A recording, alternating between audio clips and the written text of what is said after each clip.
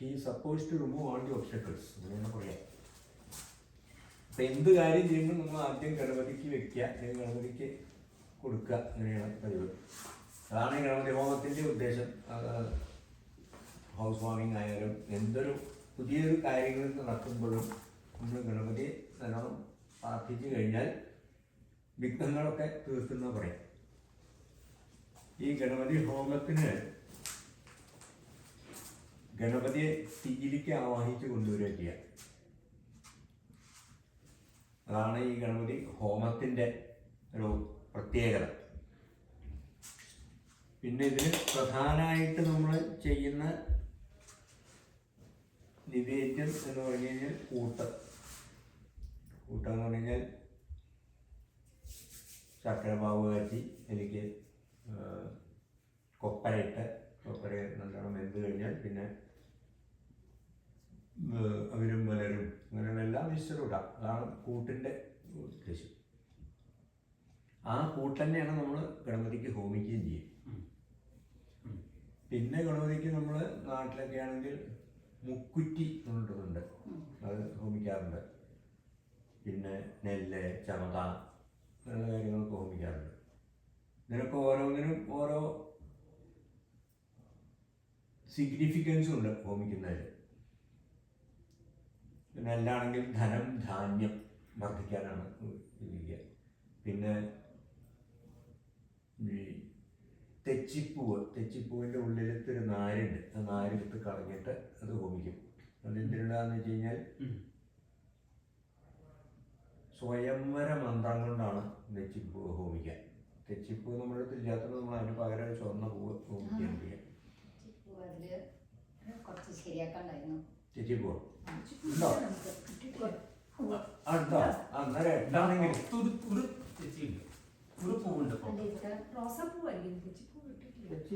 ഞാൻ കണ്ടില്ല.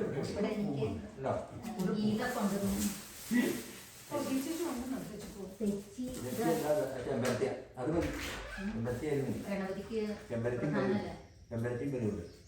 അതെ, ചെമ്പരത്തി അത് മോഹൻലാലോട് ഞാൻ വരുമ്പോൾ അത് കറുകയും ഞാൻ കൊണ്ടുവന്നു.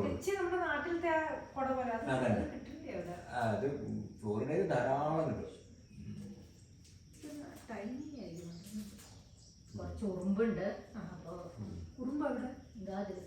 അതെ, എന്താന്ന് വെച്ച് കഴിഞ്ഞാൽ ആ ഇന്ന് വന്നതാ, പൂന്ന് വന്നാ. മോഹൻലാൽ അവിടുന്ന് വന്നാൽ അതിൽ കുറച്ച് തേനുണ്ട്, അതിന് വേണ്ടി വന്നാ.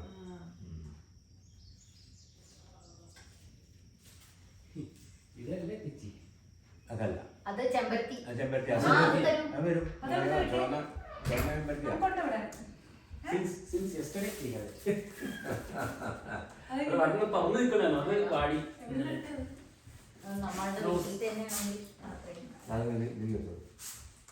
മറ്റേതായിട്ടോ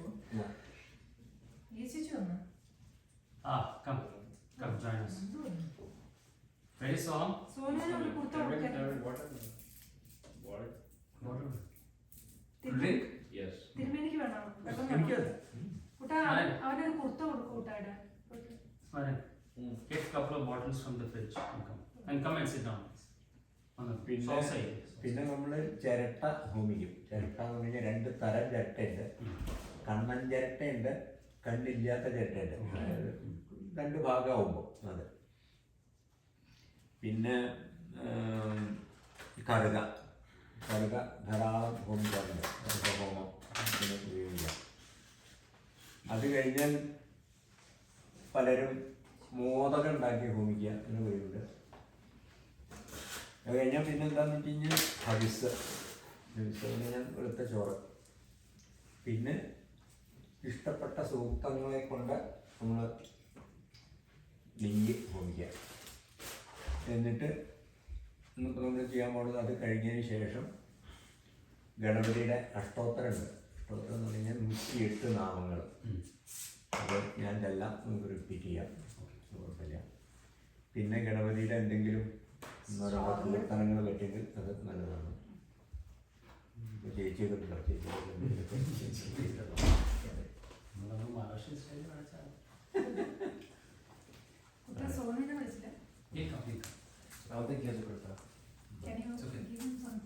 No, it's okay. Let him come, let him wear what he wants. This is only a- Sit down. The video is, Yeah. can you just check the video? ഇവിടെ വരുന്നത് സ്മരം. Sit there. അപ്പം അതാണ് അതിൻ്റെ പ്രത്യേകത. ഈ ഗണപതി ഹോമത്തിൻ്റെ ഫ്യൂംസാണ് ശരിക്കും മെഡിറ്റേഷൻ. അതുകൊണ്ടാണ് ഇത് എല്ലാ ദിക്കിലും വീടിൻ്റെ എല്ലാ ഭാഗത്തും പോകണമെന്നൊക്കെ പറയും. അതെ, അത് ശ്വസിക്കുന്നത് നല്ലതാണെന്നാണ് പറയാം. കാരണം നല്ല നല്ല സാധനങ്ങളാണ് നമ്മൾ ഹോമിക്കുന്നത്. അതുകൊണ്ടാണ്. അപ്പോൾ നമുക്ക് തുടങ്ങാം.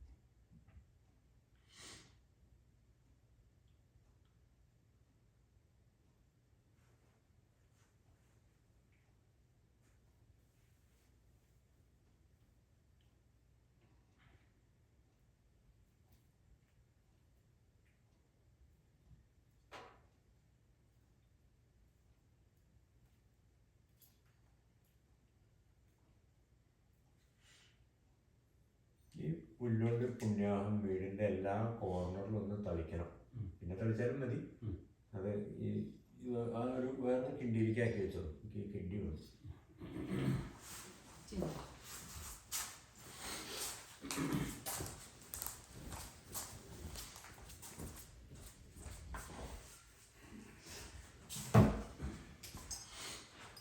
എന്നിട്ട് വേറെ പുതിയ വെള്ളം തന്നു കേട്ടോ. ആ പുല്ല് അതിൻ്റെ മുകളിൽ വെക്കുള്ളൂ. ഇതേമാതിരി